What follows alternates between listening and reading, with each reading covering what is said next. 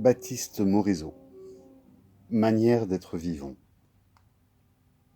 Le lendemain matin, nous sommes sur les skis avec le premier soleil. Tout à l'excitation de la séance de pistage qui nous attend.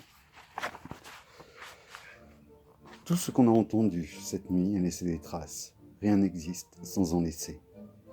Et l'on va pouvoir faire ce lien rare entre les empreintes, leur richesse d'informations et l'interaction qu'on a eue in vivo avec les loups.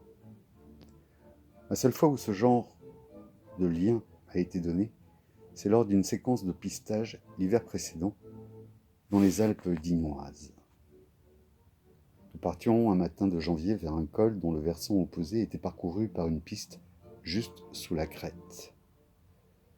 Nous devisions joyeusement, comme la neige seule sait faire cet effet, et lorsqu'on arriva au col, il y avait des empreintes, extrêmement fraîches, parfaitement dessinées, sans l'érosion caractéristique d'une trace sans laquelle le temps est passé, un loup.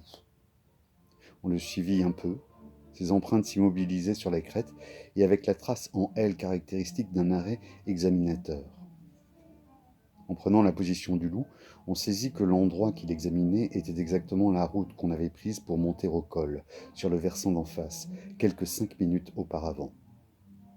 Mais après cette inspection, le loup démarrait, avec dans les traces quelque chose comme de la précipitation ou de la peur. Il redescendait vers la piste juste sous la crête, hors de notre vue. Mais au lieu d'y rester, il descendait encore dans un bosquet, nettement effrayé, et s'enfuyait sous la piste entre les arbres. Nous étions passés la veille au soir, aucune trace. Dans le hameau, nous étions presque seuls. Personne n'était sorti avant nous le matin. Aucun chien n'aurait pu arriver par cette route, et de toute manière, aucun chien n'aurait fait peur au loup de cette manière. L'hypothèse éclata dans nos esprits. Ce qu'il avait examiné, ce qui lui avait fait peur, c'était la meute à ski et raquettes qui arrivait au col en riant. C'était nous. Il était juste devant nous. En suivant le loup fuyard, on tomba très vite sur la trace d'un second loup. Leurs empreintes se confondaient. Le trot était de grande ampleur, en course rapide, et la piste contournait le hameau duquel nous arrivions. Ils accéléraient dès que possible. Ils étaient là, ils fuyaient devant nos pas. Dans les traces, c'était notre propre reflet réfracté dans leur comportement que nous regardions. Nous les suivions, réagissant à notre bruyante arrivée. S'ensuivit une traque effrénée sur leurs traces, où nous faillîmes égarer quelques amis. La suite d'empreintes s'enfonçait dans un sous-bois, et nous vîmes un premier individu s'écarter de la voie pour aller explorer une autre voie de fuite possible. Puis, quelques 50 mètres plus loin, un second, puis un troisième. Les tailles de leurs empreintes permettaient de distinguer les individus. Ils étaient au moins 4 dans cette trace unique, animal polymorphe, tout entier caché dans une seule ligne d'empreinte, comme différents sens dans un seul mot. Nous les suivîmes avec l'ardeur des loups, patinant à ski dans la neige épaisse, puis fracassant sur notre passage les branchettes des conifères du sous-bois en jouant des épaules, nous appelant « Tu les as ? Je les ai perdus. Ils sont là, je les ai retrouvés. Ils se sont regroupés, ils montent vers la crête. Ils sont juste devant. » Le rythme était harassant. Un par un, les pisteurs s'arrêtaient sous un arbre, sur une souche, souffle coupé, les poumons brûlés par l'air glacé, joyeux mais vidés, pendant qu'au-dessus, les loups les plus avides continuaient à suivre les traces. Arrivés au sommet de la crête qui surplombait le hameau, nous étions sûrs de les voir en face. Le paysage était vide d'arbres. Ils étaient à notre merci. Enfin, nous allions pouvoir jeter sur eux le filet libre du regard. Enfin, nous allions capturer sans saisir la beauté dense de ces spectres. Et bien entendu, ils n'y étaient pas.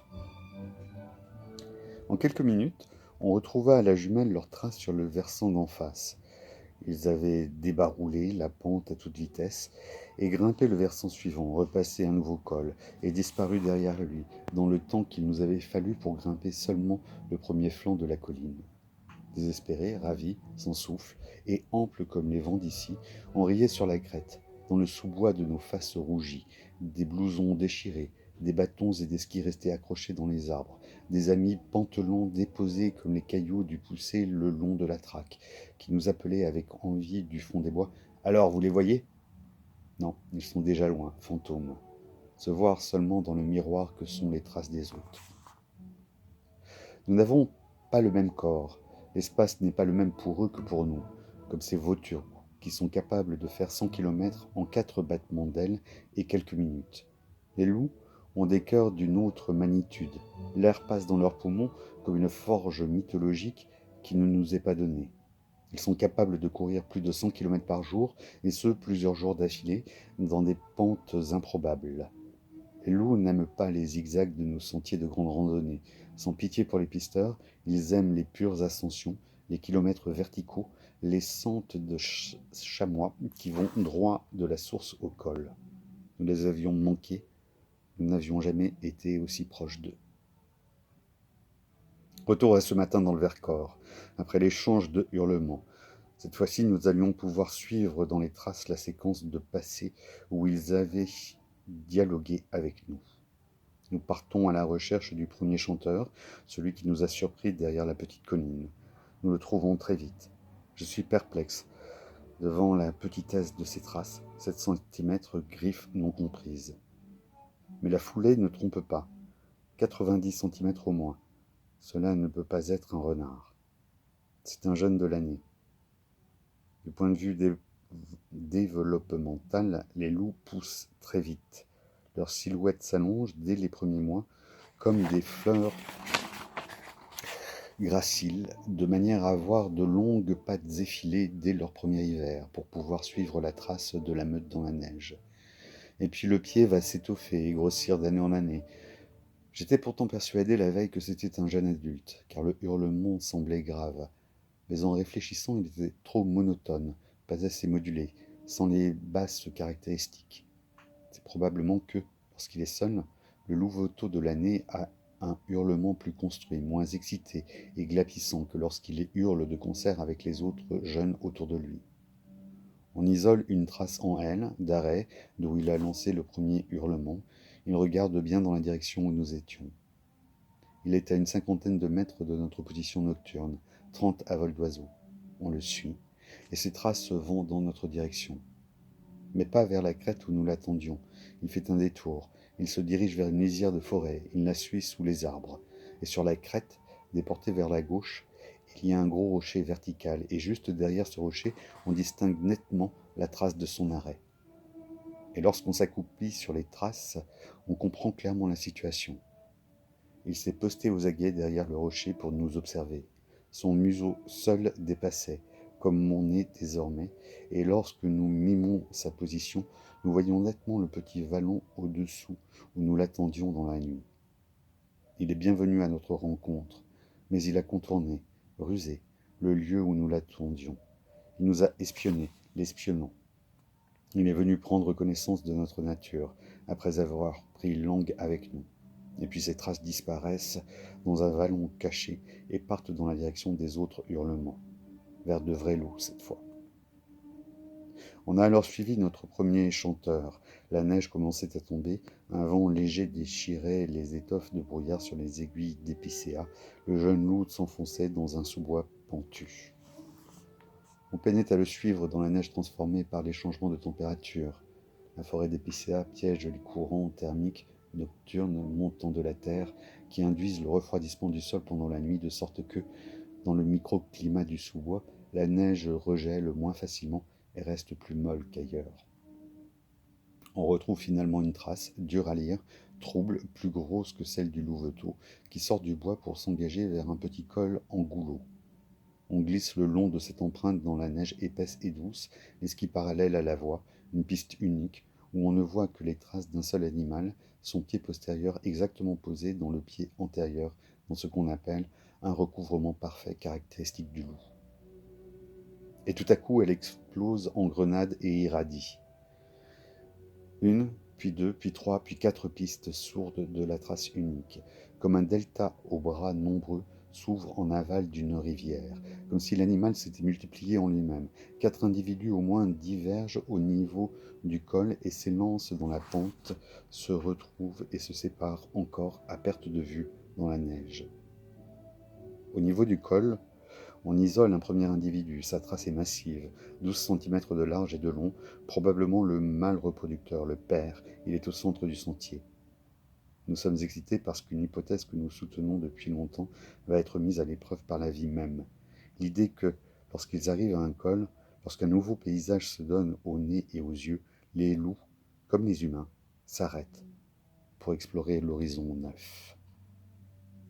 Au col, il y a un rocher avec un marquage de sentier humain, un trait de peinture jaune, au point clé du col, l'endroit qui gouverne le passage et donne le point de vue optimal sur la vallée devant.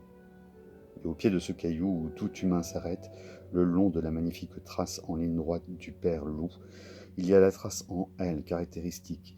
Il s'est arrêté, il a humé le bouquet d'odeurs, tissant les souvenirs des animaux qui peuplent ce flanc de forêt devant lui, ce bouquet qui monte le long des vents anabatiques pour se donner à son odorat d'une impensable délicatesse.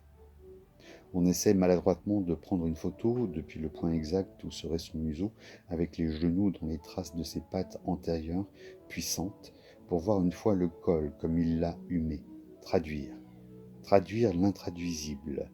C'est la tâche impossible et nécessaire du traducteur de poésie, parce qu'il faut bien perforer la barrière de signification des autres, et que l'altérité incompressible des formes de vie est aussi ténue qu'un devet de mésange. La seconde trace est celle d'un subadulte, un adolescent, presque aussi massif que celle du père, environ 10 cm. La troisième est probablement celle de la mère, 11 cm de long, mais un peu plus gracile dans la largeur. Il y a dans ces traces celle d'un louveteau de l'année, probablement les traces de notre premier chanteur qui a retrouvé la famille dans les sous-bois sans que nous nous en apercevions. Les traces s'élancent dans la pente. Celle du mâle reproducteur, le meneur, s'approche au plus près de la cabane où nous avons hurlé. Nous trouvons la zone d'où la meute nous a répondu. C'est un balai de traces illisibles, intraduisibles. Mais nous voyons distinctement la cabane à moins de 100 mètres de nous. Ils nous voyaient comme en pleine lumière, car la nuit était claire, nous étions sous leurs yeux, et pourtant, ils ont répondu 2 fois. C'est encore mystérieux. Le jeu des traces est d'une richesse prodigieuse dans le brouillard qui monte. Nous avons longuement suivi leur trame, dénombrant entre 7 et 9 individus au bas mot, un vrai clan paléolithique, avec toujours ce sentiment étrange qu'ils sont chez eux, qu'ils dégagent une forme de souveraineté sur le territoire qu'on ne sent pas chez la plupart des autres animaux. Je n'arrive pas à l'expliquer, ce n'est peut-être qu'un sentiment, mais je crois qu'il y a un soubassement éco-éthologique. En les pistant sur plusieurs kilomètres, on a pu lire des comportements intrigants dans les traces. Par exemple, une scène de dominance nommée soumission active par les éthologues. Ce qu'on voit dans la neige est éloquent. La femelle avance avec une foulée de plus d'1 mètre. Parallèlement à elle, le subadulte a une foulée de taille analogue. Tout à coup, il bifurque vers la femelle et sa foulée passe à 10 cm de long, avec les pieds rentrés vers l'intérieur, alors que la foulée de la femelle ne rétrécit pas. Les 2 traces se rejoignent, il y a un arrêt, on imagine les lèchements de babines, l'étrange rituel aussi clair pour eux et obscur pour nous qu'une de ces poignées de main alambiquées qu'inventent les adolescents. On voit bien dans les traces que le jeune loup fait l'enfant. Il joue un rôle en acteur consommé. L'évolution a détourné ces signes qui appellent chez les adultes des comportements de soins et de tendresse pour leur donner toute une gamme de sens, parfois l'amour entre adultes, parfois la soumission. Ici, c'est quelque chose comme un renouvellement par le corps des vœux de vassalité. Je me place sous ta protection et j'accepte ton autorité. Et puis la trace reprend, unique cette fois, avec une seule piste, le subadulte dans les pas de la capitaine, qui est probablement sa mère. Peut-on traduire l'intraduisible ?